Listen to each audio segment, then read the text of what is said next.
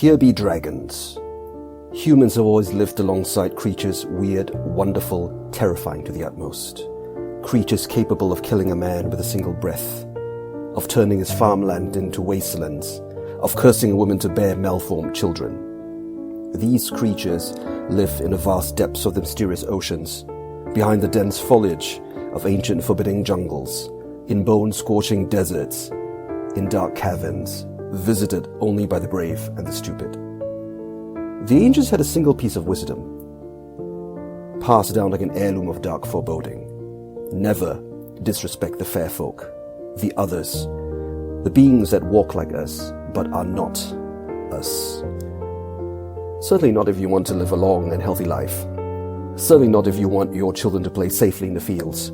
Certainly not if you want your affairs to go undisturbed.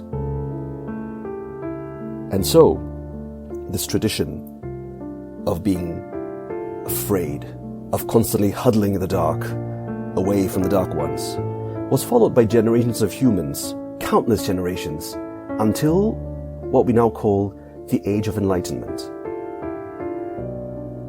The British Empire had by then discovered how to tame and bind the wild fairies of its rain-swept isles.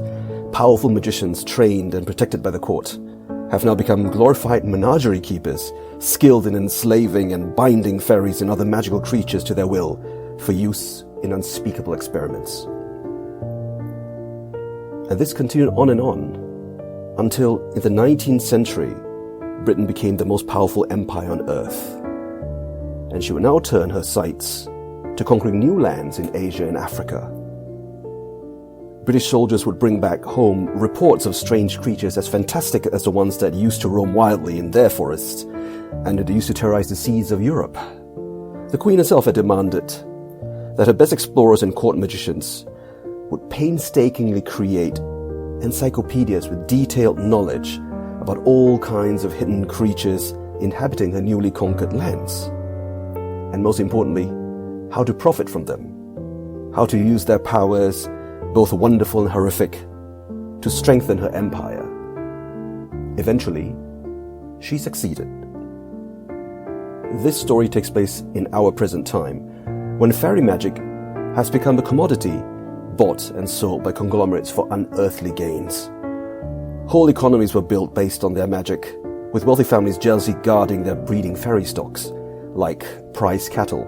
It is a world where magical creatures are bred and harvested, their occult powers extracted to create pharmaceutical elixirs, to rejuvenate the aged, to heal the sick, to beautify the ugly, and to enchant the weak-minded masses to follow the whims of their political leaders. This is the world of Granny Lisa. Granny Lisa was a wonderful grandmother, an excellent cook, and a highly respected senior priestess of the cult of the skull. She came from a long line of occultists, explorers in the unspeakable arts, and evokers of beings both glorious and terrifying. She was also great at knitting cardigans and baking delicious scones, but her greatest talent was the art of binding. You see, she was skilled at manipulating vile entities and tethering them to mundane objects. Also, a word warning, never touch Granny Lisa's books. Never. Especially the ones with the pretty little cupcakes on the covers. You have been warned.